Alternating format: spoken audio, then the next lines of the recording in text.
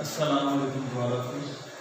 Dear students, last video में हमने ion से बारे में पढ़ा था। आज इस वीडियो में हम फ्री रेडिकल से बारे में पढ़ेंगे। लेक्चर स्टार्ट करने से पहले जो आप लोग सुबह फ्राइडे वाले दिन टेस्ट है उसके बारे में मैं थोड़ा सा ब्रीफली से बता देता हूँ। स्टूडेंट्स, दो टॉपिक्स उसमें शामिल हैं। सबसे पहले पेज नंबर 7 पर कंपाउंड्स एंड उससे अगले पेज पर ही पेज नंबर 8 पर है मिक्सचर्स। उन दोनों टॉपिक्स में जो शॉर्ट आंसर बनते हैं आपको रोज के तैयार होना चाहिए। जो मेन डेफिनेशन हैं, जो मेन पॉइंट्स हैं, जो फार्मूलाज वाला टेबल है वो तैयार करें। उसके बाद उससे अगले पेज पर एटॉमिक नंबर और मैथ्स नंबर उसमें से 2-3 डेफिनेशन हैं, जो फार्मूला है वो बहुत इंपॉर्टेंट है। अभी फ़िलहाल आपके टेस्ट में लेंथी सवाल लॉजिक्स शामिल नहीं है, सिर्फ शॉर्ट आंसर्स हैं और बहुत ईजी सा टेस्ट है। 3 पेजेस हैं, तो उन 3 पेजेस आप तैयार करें। उससे रिलेटेड जो भी डाउट्स हैं, प्रॉब्लम्स हैं, वो आप आज शाम तक मुझसे पूछ सकते हैं। सुबह भी आपका टाइम है, पर टेस्ट से पहले आप सब उससे तैयारी करें। तो मुझे उम्मीद है कि इंशाल्लाह आप सबका टेस्ट बहुत अच्छा होगा। अब हम पढ़ते हैं फ्री रेडिकल से बारे में। तो स्टूडेंट्स, फ्री रेडिकल से समझने से पहले हम बॉन्ड ब्रेकिंग के बारे में पढ़ते हैं।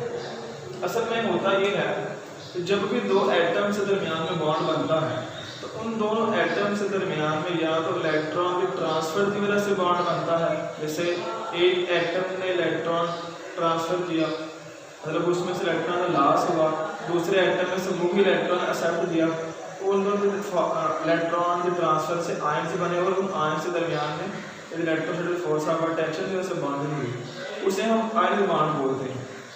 जब वो बॉन्ड टूटता है तो दोबारा आयन्स भी बनते हैं। जैसे NaCl, लेट्स सपोज हमारे पास ये सोडियम Na है और ये Cl है। इसने इलेक्ट्रॉन लास्ट से किसने इलेक्ट्रॉन एक्सेप्ट किया और दोनों ने NaCl बना दिया। अब अगर आपने इन दोनों का बॉन्ड तोड़ा फिर दोबारा फिर Na पॉजिटिव और Cl नेगेटिव की फॉर्म में बनेंगे। बट लेट्स सपोज हमारे पास ये हाइड्रोजन है और ये Cl है। इस हाइड्रोजन के पास इलेक्ट्रॉन 1 है और इस Cl के पास 7 है। अब ये 1 से 2 होना चाहता है और ये 7 से 8, बट ना तो ये इलेक्ट्रॉन देने के लिए तैयार है तो H पॉजिटिव बन जाए।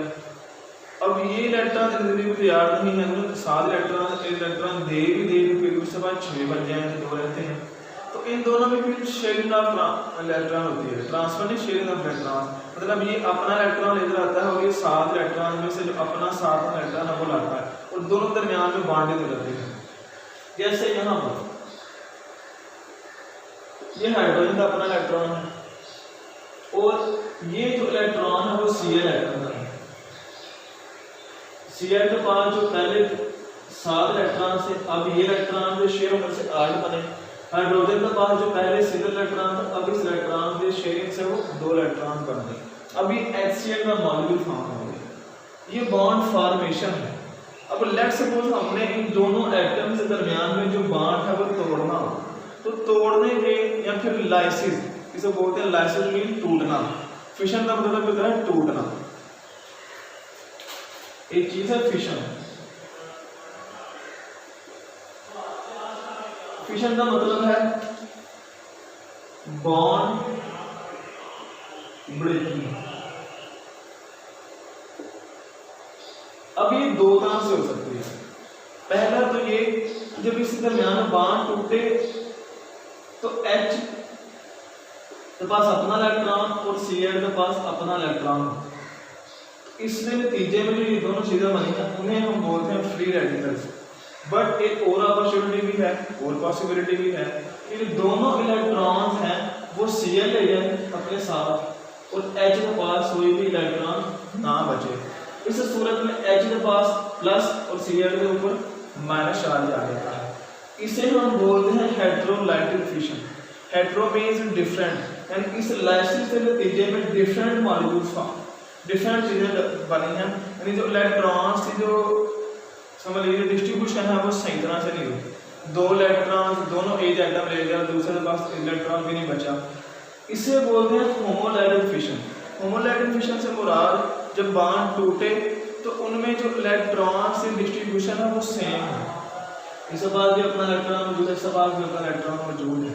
बट ये जो दोनों इलेक्ट्रॉन्स अब इन दोनों के पास मौजूद हैं वो अनपेयर्ड की फॉर्म है। अनपेयर्ड से मुराद एटम्स बॉन्ड क्यों बनाते हैं, स्टेबिलिटी दिखाते अब स्टेबिलिटी किस तरह से आती है, जब भी दो एटम से दरमियान में बॉन्डिंग होती है तो उनमें जो इलेक्ट्रॉन अनपेयर्ड हैं, it means odd number of electrons, तो वो पेयर अप हो जाते हैं। तो पेयर अप होने से उनकी स्टेबिलिटी में इजाफा होता है। जब एटम के अंदर इलेक्ट्रॉन अनपेयर्ड फॉर्म में है, अनपेयर्ड से मुराद है, मैं थोड़ा सा ब्रीफली से समझा देता हूँ। अब हाइड्रोजन के पास सिर्फ सिंगल इलेक्ट्रॉन है, अब वो दूसरे इलेक्ट्रॉन साथ पेयर अप हो नहीं सकता, ये अनपेयर्ड है। Cl के पास 7 है, इट मींस पहला पेयर, दूसरा, तीसरा और ये लास्ट वाला। अब ये तीनों तो पेयर बना रहे हैं, बट ये जो लास्ट वाला इलेक्ट्रॉन है वो अनपेयर्ड है। अब इन दोनों की जो ख्वाहिश है कि ये जो लास्ट वाले अनपेयर्ड इलेक्ट्रॉन्स हैं वो पेयर अप हो रहे हैं। तो ऐसा स्पीशीज हमारे पास, ऐसी स्पीशीज जिसके पास इलेक्ट्रॉन अनपेयर्ड फॉर्म में मौजूद हो या फिर ऑड नंबर ऑफ इलेक्ट्रॉन्स उसमें मौजूद हो, उन्हें हम फ्री रेडिकल्स के नाम से जानते हैं।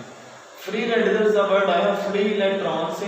फ्री, ये जो इलेक्ट्रॉन है वो पेयर अप नहीं है, तो जो इलेक्ट्रॉन पेयर अप नहीं होता उसे हम फ्री इलेक्ट्रॉन के तौर पर समझ सकते हैं।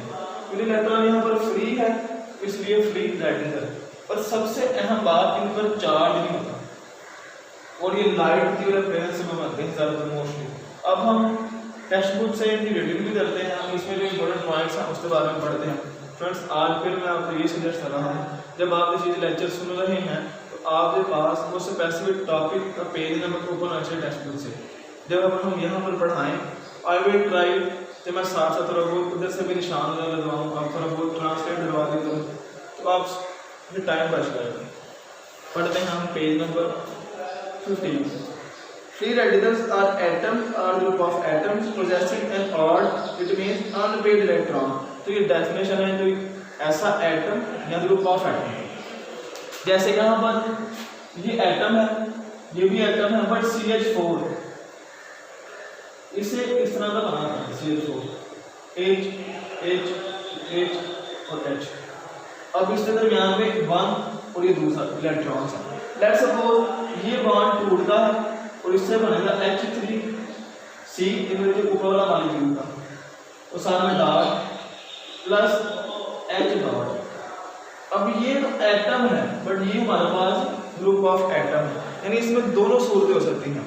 सिंगल एटम के ऊपर भी अनपेयर्ड इलेक्ट्रॉन मौजूद हो सकता है और ग्रुप ऑफ एटम के ऊपर भी। It is represented by putting a dot over the symbol of an element, यानी ये जो डॉट हमारे ऊपर निशान तो बना रहे हैं, ये इसकी रिप्रेजेंटेशन का मेथड है।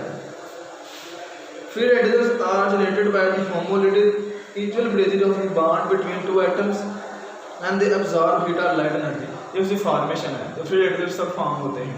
तो इस पर आप नोट कर लीजिए, how free radicals are formed. सबसे पहले तो ये है कि ये होमोलिटिक फिशन के नतीजे में बनते हैं।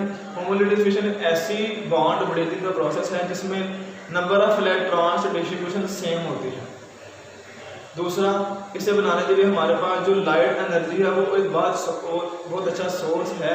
लाइट एनर्जी या हीट की प्रेजेंस में ये फॉर्म होते हैं, बहुत से नहीं होते। कुछ ऐसे हैं फ्री रेडिकल जो बन जाते हैं, बट मोस्टली हमें लाइट एनर्जी या हीट एनर्जी उन्हें प्रोवाइड करनी पड़ती है।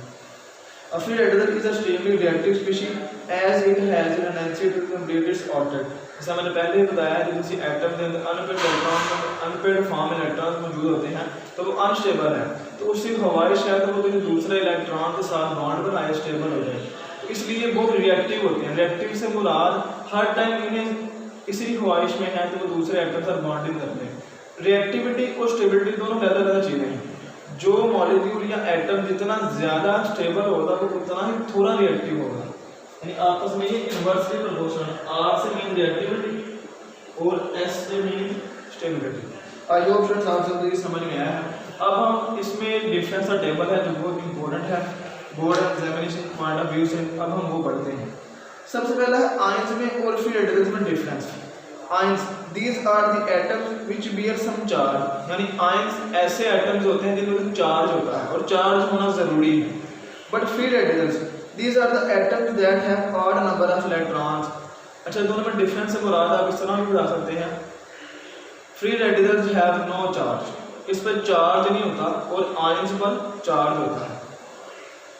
Ions, they exist in solution और इन क्रिस्टल लैटिस, जैसे हमने पिछले लेक्चर में पढ़ा था आयनिक कंपाउंड्स के बारे में डिटेल से। आयन जो होते हैं आमतौर पर सॉलिड फॉर्म में होते हैं, क्रिस्टल लैटिस के फॉर्म में होते हैं।